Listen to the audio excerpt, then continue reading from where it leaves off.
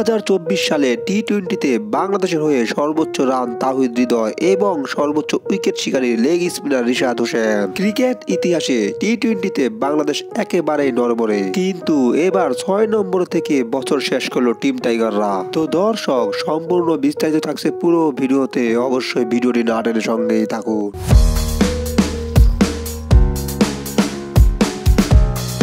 Bangladesh cricket ইতিহাসে এ বছরে সবচেয়ে বেশি জয় পেল টি-20তে। এ বছর টি-20তে বাংলাদেশ 24টি ম্যাচ খেলে 12টি জয় এবং 12টিতে হেরেছে। আর তাই বিশ্ব ক্রিকেটে এ বছরে জয়ের দিক দিয়ে বাংলাদেশ 6 নম্বরে উঠে গেছে। তবে মজার বিষয় হলো পাকিস্তান রয়েছেন 10 নম্বরে এবং দক্ষিণ আফ্রিকা রয়েছেন 7 নম্বরে। তাদেরকেই টপকে এবার জয়ের দিক দিয়ে 6 নম্বরে উঠেছে বাংলাদেশ। এ বছর বাংলাদেশের হয়ে সর্বোচ্চ বেশি রান করে 1 নম্বরে রয়েছেন তাওহিদ হৃদয়। তিনি 20টি ম্যাচ খেলে 130 স্ট্রাইক রেটে করেছেন 493 রান। তাছাড়া 2 নম্বরে রয়েছেন অধিনায়ক নাজমুল হোসেন শান্ত।